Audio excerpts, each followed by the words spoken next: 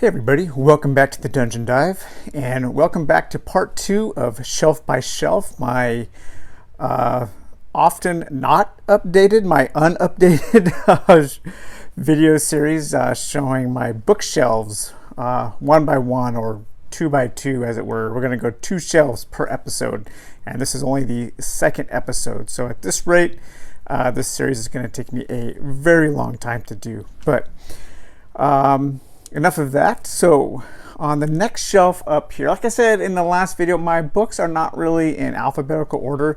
They're more in, I don't know, sometimes in author order or in random order. I don't know. I just like to put books on the shelf and see what happens. Over the years, the books start to kind of like group together in certain ways. But we are into my Lansdale section. So in my Weird West and Western video I did recently, I did mention Joe R. Lansdale, and now we're here with a bunch of his books. So one thing, if you have not gotten into Lansdale, one thing to keep in mind is if you want to get into him and as you start to get into him, is to realize that he can be a very challenging author in terms of subject matter. I often say that Lansdale starts where other authors would draw a line. Some of his stuff is very crass. It can be super violent, quite dark. Lansdale goes places where most authors, I think, are really afraid to go. He will often put you right in the middle of right in the middle of the mind of just a terrible character, and he's very good at that. He is also a fantastic writer. His prose is wonderful. I often describe him as Mark Twain meets Stephen King, and I think that's a pretty good description of his writing. So you have taken a look at some of his weird westerns in my recent episode. He of course also writes the Hap and Leonard series, which this is a collection of Hap and Leonard. This is a really great single Hap and Leonard novel, Devil Red. I think this one is signed. A lot of, like I said, no, I have 2 copies of that. He actually sent me a signed copy that I won from him. Is this the signed one? One of them is signed. I know it is. It must be this one. I don't know why I couldn't find the signature page though. Let's see here. There it is. Yeah, for Daniel. A plunge into the dark heart of East Texas. So a lot of his books take place in East Texas, and that is where he is from and where he lives, I believe. But yeah, he writes a lot of short stories, which this is a collection, Trapped Inside the Matinee, really good pulpy short stories. A lot of people's introduction to Lansdale was Bubba Hotep, the movie. And then this is the sequel to the novel that the movie was based on, Bubba and the Cosmic Bloodsuckers. God of the Razor, another collection of short stories. Rusty Puppy, another Hap and Leonard. We've got Bleeding Shadows, another short story collection. Rumble Tumble, another, I believe that's a Hap and Leonard. Honky Tonk Samurai, Waltz of Shadows. This is one of his really early novels that was republished in this like Lost Lansdale collection by Subterranean Press. So Subterranean Press has published a lot of his small press collections and novels. My all-time favorite short story, or actually probably my favorite thing that Lansdale has written, is Steppin' Out Summer 68. So this is a small chapbook that I think he had done a signing for at a bookstore in Texas, in Houston. This story is just awesome. It's about 4 total punk ass kids who go out one night and just get into, I guess you could say, a lot of trouble, but that is an understatement. I would read you some of this, but this is like hardcore rated R, like just, yeah, this thing is like, if you want to know what Joe R. Lansdale is all about, Stepping Out Summer 68, find that short story. Fantastic. Another one of his more like straight fiction, The Boar, kind of a YA novel. Another short story collection, The King and Other Stories. And then we've got 2 different Happen Letter novellas, Hyenas and Dead Aim.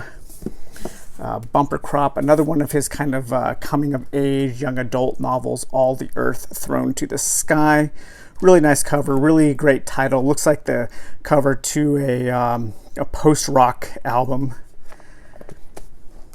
The Ape Man's Brother, kind of a tangential story about Tarzan. Black Hat Jack, I should have mentioned this in my Western episode, actually a couple here, about a black cowboy. The True Life Adventures of Deadwood Dick, as told by his own self. Fender Lizard's another kind of he's been doing a lot of these coming of age novels lately, and I can't say I'm so much into them. I guess I've kind of quit buying them. If I see that it's another coming of age tale, it's just not my thing. They're still really well written. It's just not something that I really love. Dead in the West we saw last time. Christmas with the Dead, a little chapbook, little zombie chapbook he did. Another Western here called The Magic Wagon, really early novel. Shadows Kith and Kin, another short story collection. Yeah, again, like most of my Lansdale stuff, like I said, most of it is signed. This is a really nice collection here. And then, so my introduction to Lansdale, I can't remember if I mentioned this before, but it was a long time ago when I was quite young. I think probably in 6th grade. There was was it 6th grade? No, it must have been 7th grade. See, 89. No, when was it? When the first Batman movie came out. What year was that? So Batman got really popular, in the late 80s, early 90s. More popular than he had ever been. And they released a collection of Batman short stories. And come to find out, years later, Lansdale wrote one of those. And so I had actually read Lansdale before I even knew who he was. But yeah, he actually also did a Batman novel, Batman Captured by the Engines. Act of Love is I believe his first published novel. I actually haven't read that yet. The Drive-In double feature, amazing. This has one of my favorite passages by Lansdale. I'm just going to read that real quick. Let's see, where is that? Yeah, this is some fantastic writing right here. Fade in, prologue, pay attention. When I'm through, there will be a test. One day, suddenly, you're out of high school, happy as a grub and shit, waking up with a hard-on and spending your days sitting around in your pea-stained underwear with your feet propped up next to the air conditioner vent with cool air blowing on your nuts. And the next goddamn thing you know, you're crucified. And I don't mean symbolically. I'm talking nails in the paws and wood, splinters in the ass, sore hands and feet, and screams and a wavering attitude about the human race. It's the sort of thing that when it happens to you, you have a hard time believing old Jesus could have been all that forgiving about it. It hurts. Yeah, this thing is just incredibly gory and crass but again, so well written.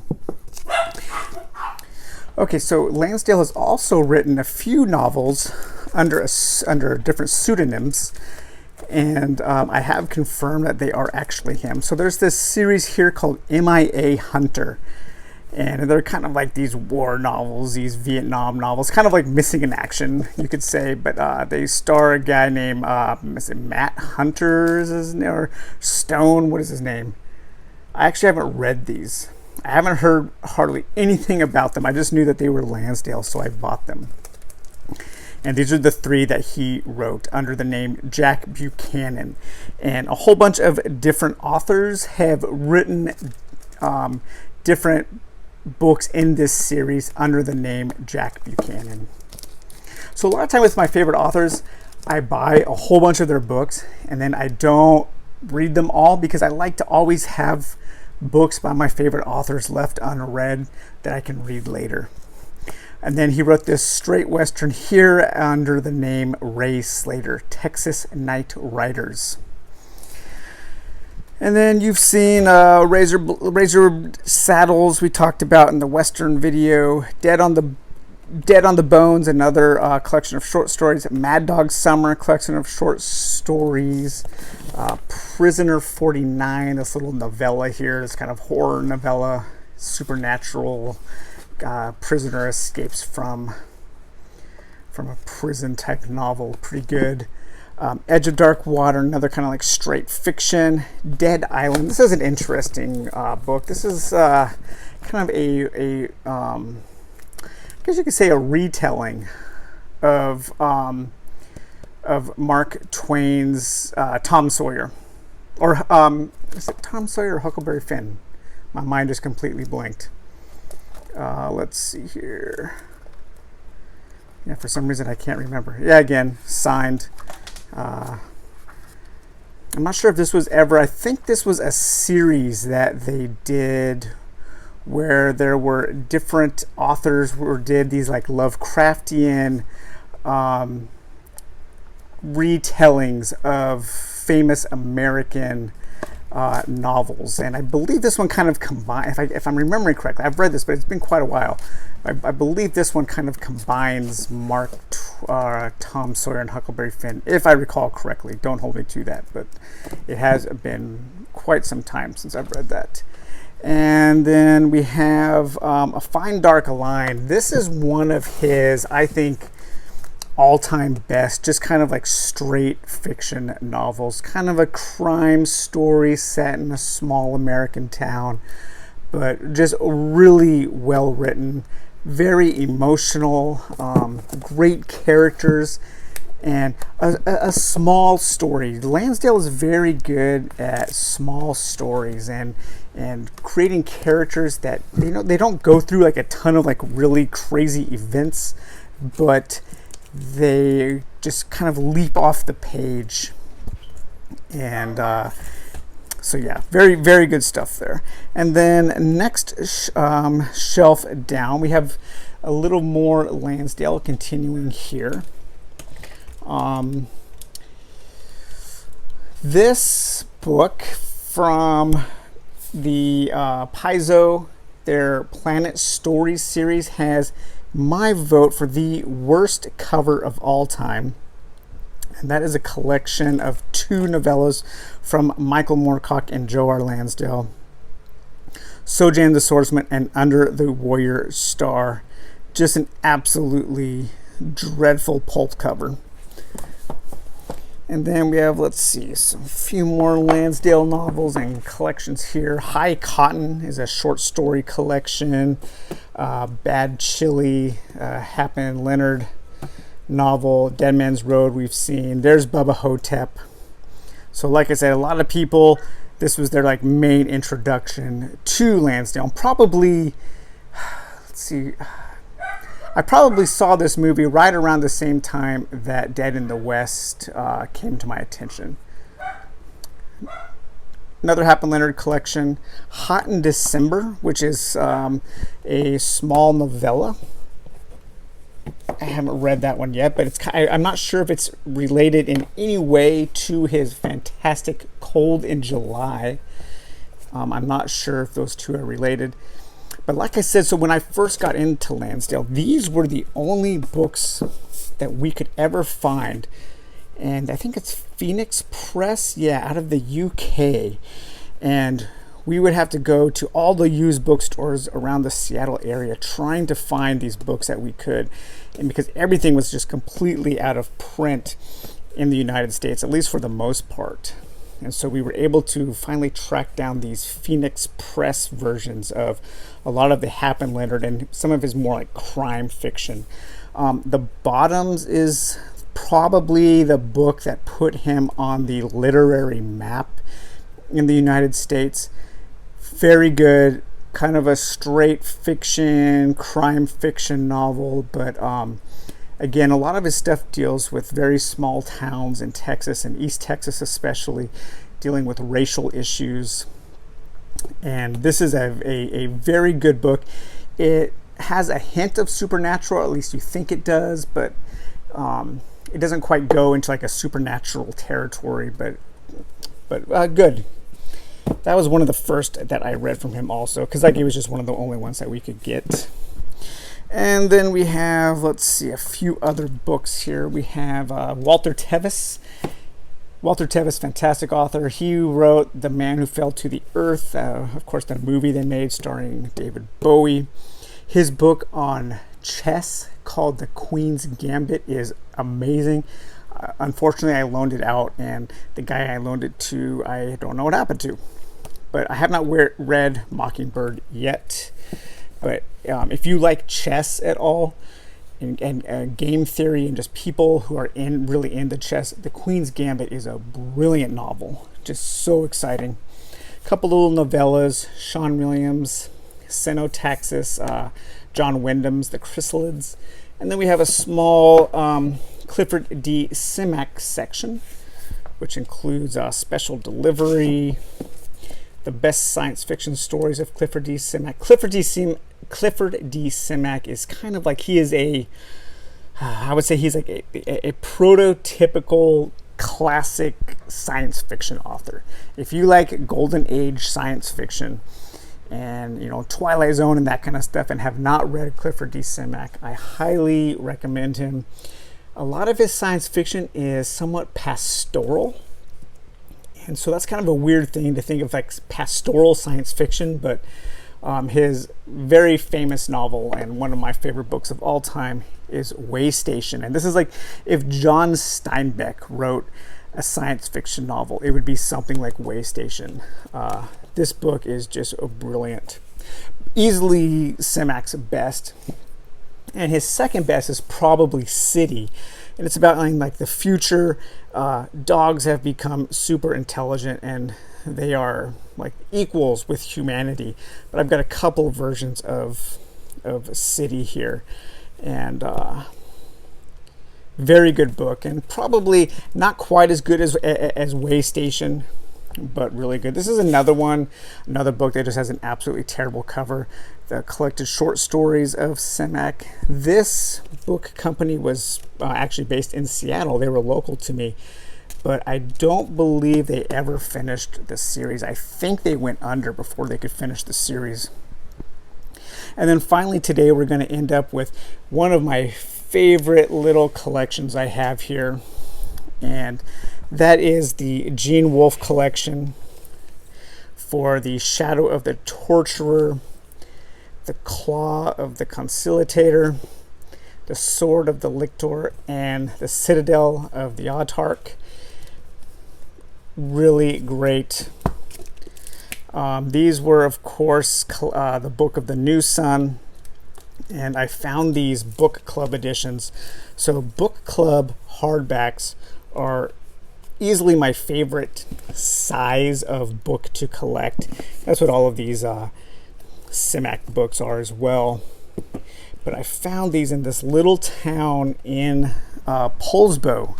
And there's this bookstore there, and somebody had gone in, like, it must have been just a couple of days before I went there, and sold just a ton of amazing book club editions of all of these great classic science fiction and fantasy novels. And I spent like $200 and bought so many of them. And then I also have here The Earth of the New Sun, which is kind of like the follow-up to Book of the New Sun. And then this pretty rare volume here, excuse me, The Castle of the Otter, which is a collection of essays that Gene Wolfe wrote about these books here. But I mean, these are just in like pristine condition. I absolutely love them. Some of my favorite books that I own right here. If you have not read this series, The Book of the New Sun, it's It's a very challenging series to read, to get into. He is a writer of literary science fiction, very artsy. He turns off a lot of people, but it can be very challenging and rewarding. It's kind of this post-apocalyptic sci-fi fantasy, but with all of this kind of weird like metafiction, and his prose is just it's beautifully written, but it's dense. It can be impenetrable in some cases. It's just hard to put into words what this is all about without giving like too much away. But he is actually my favorite quote on literature comes from Wolfe, and this is a paraphrase, but he basically says that all fiction is fantasy. Some is just more honest about it. And I really like that, because he is, as far as like on the literary scale about the way he writes, he is as good as maybe any writer that ever lived. He just so happens to write fantasy and science fiction. That's the ghetto that he chooses to dwell in with fiction. But yeah, so that's it.